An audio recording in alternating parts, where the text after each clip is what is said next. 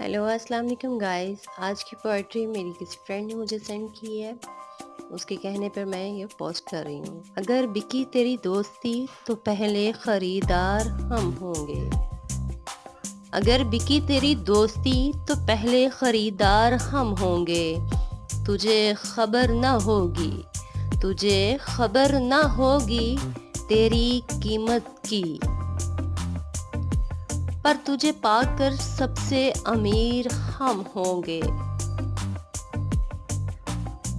दोस्त साथ हो, दोस्त अगर साथ हो तो रोने में भी शान है।